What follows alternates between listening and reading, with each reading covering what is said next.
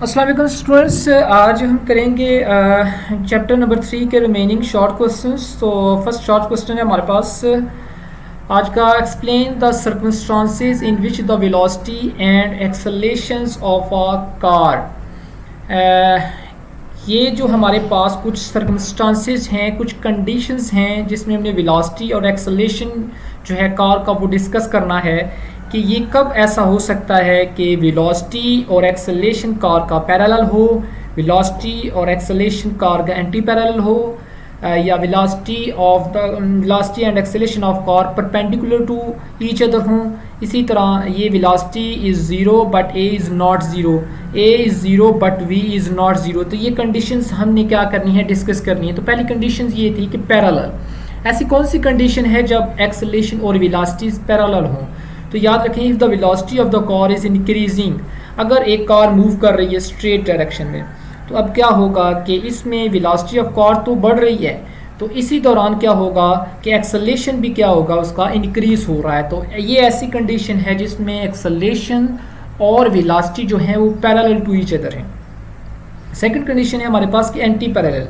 Anti parallel में हमारे पास क्या होता है कि if the velocity of the car is decreasing, तो अगर हमारे पास वेलोसिटी कार की क्या कर रही है, डिक्रीज कर रही है लॉन्ग स्ट्रेट पाथ, कार है उसकी वेलोसिटी डिक्रीज हो गई है, तो then will acceleration and velocities are anti parallel. तो क्या होगा, एक्सेलरेशन और velocities at this time will be opposite in directions, तो एंटी पैरेलल होंगे। For example when brakes are applied to a car, for example देखिए ना, अगर हम सडन अप्लाई करते हैं ब्रेक्स को तो क्या होता है, उसकी वेलोसिटी में कमी आ जाती है, लेकिन एक्सेलरेट वो करेगी, एक्सेलरेट आगे की तरफ मूव करेगी, वेलोसिटी जो कम हुई है वो उसको स्लो डाउन कराएगी। तो eight this time velocity will be decrease and acceleration will be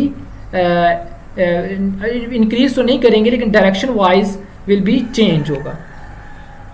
आगे है कि परपेंडिकुलर टू ईच अदर, कि वेलोसिटी और जो हमारे पास एक्सेलरेशन है वो परपेंडिकुलर हैं। वो किस सूरत में, if a car is moving in a circular path, अगर हमारे पास एक कार है वो सर्कुलर पाथ में ऐसे मूव कर रही है, then velocity and acceleration are mutually perpendicular. तो इस सूरत में क्या होगा, हमारे पास जो वेलोसिटी होगी और एक्सेलरेशन होगा वो म्यूचुअली परपेंडिकुलर होंगे। एक्सेलरेशन तो इधर होगा ना, लेकिन वेलोसिटी की डायरेक्शन क्या होगी, along tangent to the circle होगी। तो इस सूरत में हमारे पास both will be change direction wise. अच्छा जी, हमारे पास है v is zero but a is not zero, velocity zero हो जाए लेकिन एक्सेलरेशन ज़ीरो ना हो, ऐसी कौन सी कंडीशन है? तो वो उसी तरह से है, कार मूव कर रही है, उसको हम स्टॉप करवाते हैं applying sudden hard brakes. Hard brake से क्या होगा, कार बिल्कुल ही स्टॉप हो जाएगी। Then at instant velocity become zero. अब यहाँ पे सडनली कार स्टॉप तो हो गई, तो वेलोसिटी उसकी ज़ीरो हो गई, लेकिन क्या हुआ कि एक इसको आप बोलते हैं जर्क फील होना कार को, तो किसी हद तक वो एक्सेलरेट करेगी। तो during this moment we will say that acceleration is not zero. इसी तरह ए इज़ ज़ीरो, अब बताना है कि एक्सेलरेशन जो है वो ज़ीरो है but we is not zero, लेकिन वेलोसिटी जो है वो ज़ीरो नहीं है। ऐसी कौन सी कंडीशन है? तो हम कहते हैं when a car moves with uniform velocity. याद रखें, कार जब भी यूनिफॉर्म वेलोसिटी के साथ, यहाँ पे अगर यूनिफॉर्म वेलोसिटी मीन्स कि उसकी वेलोसिटी में कोई चेंज नहीं आ रहा टाइम के लिहाज से, यानी कि 10 मिनट में उसने अगर 3 किलोमीटर डिस्टेंस ट्रैवल किया है, 20 मिनट में उसने 6 किलो, फिर 30 मिनट में उसने 9 किलोमीटर डिस्टेंस ट्रैवल किया, तो आप देखें कि ये यूनिफॉर्म वेलोसिटी जा रही है, कोई चेंज नहीं आ रहा। तो इसमें एक्सेलरेशन क्या होगा, इस दौरान ज़ीरो होगा। 3.7 है, motion with constant velocity is a special case of motion with constant acceleration. कह रहा है कि ये एक स्पेशल केस आता है कि हमारे पास जब कांस्टेंट वेलोसिटी है, कांस्टेंट वेलोसिटी को आप ज़हन में रख लें कि यूनिफॉर्म वेलोसिटी कह लें, तो इस दौरान वो कहता है कि कांस्टेंट एक्सेलरेशन रहता है, एक्सेलरेशन जो है वो भी कांस्टेंट रहेगा। तो ये स्टेटमेंट ट्रू है, डिस्कस करें। हम कहेंगे ये स्टेटमेंट ट्रू है। कैसे? देखिए, ये कार है, ये इसकी कांस्टेंट वेलोसिटी है। कांस्टेंट वेलोसिटी मीन्स कि वेलोसिटी में कोई चेंज नहीं आ रहा। जब वेलोसिटी में कोई चेंज नहीं आ रहा तो हम ये कहेंगे कि यहाँ पे वेलोसिटी में एक्सेलरेशन जो होगा वो क्या होगा, कांस्टेंट हो जाएगा। कांस्टेंट मीन कि उसकी वैल्यू जो है अगर ज़ीरो है, मतलब है कि एक्सेलेरेशन ज़ीरो है, तो ज़ीरो तो इट सेल्फ कॉन्स्टेंट है। सो इसलिए हम कहेंगे when the body moves with uniform velocity then change in velocity is zero. Velocity में तो कोई चेंज नहीं आ रहा, सो एक्सेलेरेशन इज़ ज़ीरो, और एक्सेलेरेशन क्या हो जाएगा, ज़ीरो। पिछले क्वेश्चन की तरह हमने वही सेम वही बात है। It remains zero as far as the body moves with constant velocity, और एक्सेलेरेशन कांस्टेंट रहेगा, यानी उसकी वैल्यू ज़ीरो रहेगी तब तक जब तक बॉडी मूव करती रहेगी कांस्टेंट वेलोसिटी के साथ। हैंस एक्सेलेरेशन रिमेन्स कांस्टेंट, उसकी वैल्यू कितनी रहेगी, कांस्टेंट मीन्स 0 मीटर पर सेकंड, यानी कि चेंज ही नहीं आएगा ना, कांस्टेंट रहेगी। 3.8 है find the change in momentum for an object. अगर जो है वो आपने क्या फाइंड करना है, चेंज इन मोमेंटम ऑब्जेक्ट, किसी भी ऑब्जेक्ट का वो मोमेंटम चेंज हो subjected to a given force for a given time. तो वो ये जो चेंज इन मोमेंटम है इससे क्या होगा कि फोर्स जो है वो अप्लाई होती है गिवन टाइम में। A state law of motion in terms of momentum, तो लॉ ऑफ मोशन को हमने डिफाइन करना है इन टर्म्स ऑफ मोमेंटम, यानी कि मोमेंटम को भी इंक्लूड करके लॉ ऑफ मोशन को डिफाइन करना है। यानी कि लॉ ऑफ मोशन को जब डिफाइन करेंगे तो वर्ड्स जो इस्तेमाल करेंगे उसमें मोमेंटम का भी जिक्र होगा।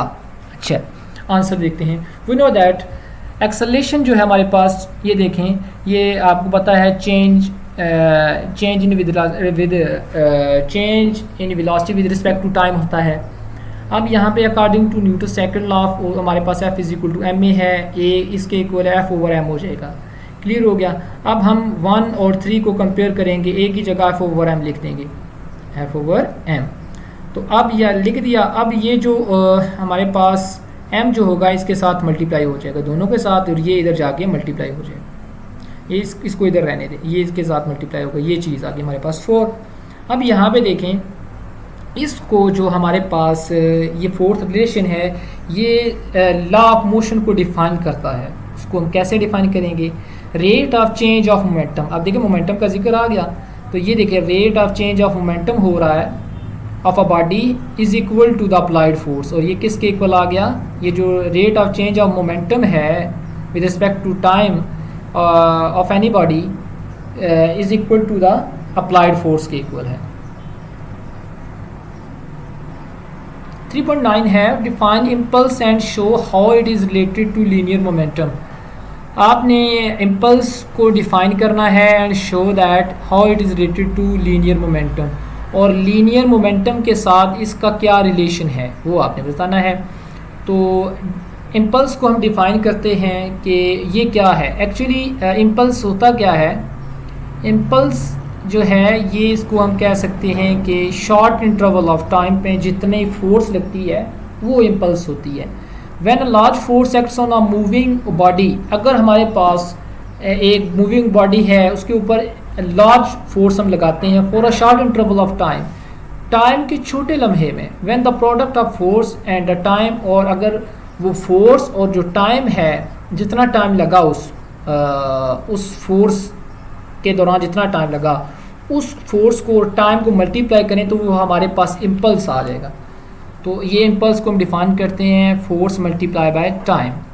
अच्छा जी, अब हमने क्या करना है, लीनियर मोमेंटम को डिफाइन करना है। इसी में से द फोर्स क्या है, time rate of change of momentum, ये हमने पढ़ा हुआ है। अब डेल्टा टी उधर जाके मल्टीप्लाई हो जाएगा और ये क्या बन जाएगा, इम्पल्स के इक्वल बन गया। तो ये क्या है, लीनियर मोमेंटम के इक्वल आ गया इम्पल्स। लास्ट क्वेश्चन स्टूडेंट्स के state law of conservation of linear momentum. हमने क्या करना है कि जो law of conservation of linear momentum है उसको डिफाइन करना है, उसकी डेफिनेशन लिखनी है, pointing out the importance of isolated system, और सेकंड हमने ये बताना है कि आइसोलेटेड सिस्टम की इम्पोर्टेंस क्या है।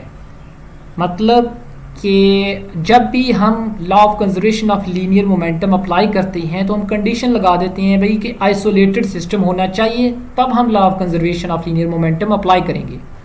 Explain why under certain conditions, ऐसी कौन सी ख़ास कंडीशंस हैं, सूरत हाल हैं, द लॉ इज़ यूज़फुल, कि ये जो लॉ है वो यूज़फुल रहेगा इवन थो the system is not completely isolated. लेकिन सिस्टम अभी तक कम्प्लीटली आइसोलेटेड नहीं हुआ तो हम ये लॉ अप्लाई कर देते हैं। ऐसी कौन सी कंडीशन है? तो सबसे पहले तो हम law of conservation of linear momentum को डिफाइन करते हैं। Total linear momentum of an isolated system always remains unchange. जो लीनियर मोमेंटम होता है किसी भी आइसोलेटेड सिस्टम का वो हमेशा अनचेंज रहता है। ये इसकी सिंपली डेफिनेशन है। ये तो इसकी डेफिनेशन हो गई। अब हम नेक्स्ट क्वेश्चन था कि importance of an isolated system. भाई आइसोलेटेड सिस्टम की क्या अहमियत है? हम क्यों कहते हैं कि जब भी हम law of conservation of linear momentum apply करेंगे तो उसके लिए आइसोलेटेड सिस्टम का होना ज़रूरी है? बात यह है कि हम चाहते हैं कि law of conservation of linear momentum holds only for an isolated system, otherwise it is not valid. Isolated system means कि बाहर से कोई एक्सटर्नली अप्लाइड फोर्स ना हो, तब हम law of conservation of linear momentum apply करेंगे। तो आइसोलेटेड सिस्टम का होना ज़रूरी है। मीन्स कि बाहर से कोई एक्सटर्नल फोर्स अप्लाइड नहीं हो रही तो वो एक आइसोलेटेड सिस्टम है, इसका होना ज़रूरी है जब हम law of conservation of linear momentum apply करेंगे। अब ये है कि application for not completely isolated system, कह रहा है कि इसको हम अप्लाई कर देते हैं law of conservation of linear momentum को ऐसे सिस्टम के ऊपर जो कम्प्लीटली आइसोलेटेड नहीं होता, कुछ ना कुछ उसके ऊपर फोर्स एक्सटर्नली अप्लाई हो रही होती हैं। तो इसको हम देखते हैं। When the effect of an external forces like frictional force होती है। आपको पता है कि अगर टू बॉडी सिस्टम है तो वो अगर मूव्स कर भी रही हैं तो एक रगड़ जो होती है, मज़ामत, रेजिस्टेंस जो होती है ये यहाँ से फ़र्श की, वो भी असरअंदाज हो रही होती है। तो इसका मतलब तो है ना कि एक एक्सटर्नली फोर्स अप्लाइड हो रही है जो इसकी मूवमेंट को कम कर रही है। एक ग्रेविटेशन फोर्स है जो इस ऑब्जेक्ट को क्या करती है, डाउनवर्ड जो है वो क्या करती है, मूव करवाने की कोशिश करती है, खींचती है, उसको अट्रैक्ट करती है।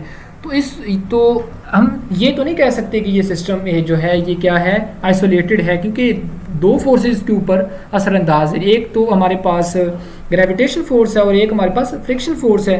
तो ये सिस्टम आइसोलेट तो ना हुआ, लेकिन ये सिस्टम आइसोलेट है। वजह क्या है कि ये निग्लिजिबल है, निग्लिजिबल स्मॉल, वेरी आप कह लें कि स्मॉल वैल्यूज़ है जिसको हम निगलेक्ट भी कर सकते हैं as compare to the forces between interacting objects. जब ये इंटरेक्ट करती हैं दो बॉडीज़ तो इनके दरमियान जो फोर्स होती है वो इतनी ज़्यादा होती है कि ये जो दो फोर्सेस हैं, जो फ्रिक्शनल फोर्स हो गई, ग्रेविटेशनल फोर्स होगी, इसको हम इग्नोर कर देते हैं और कहते हैं कि ये आइसोलेट सिस्टम है।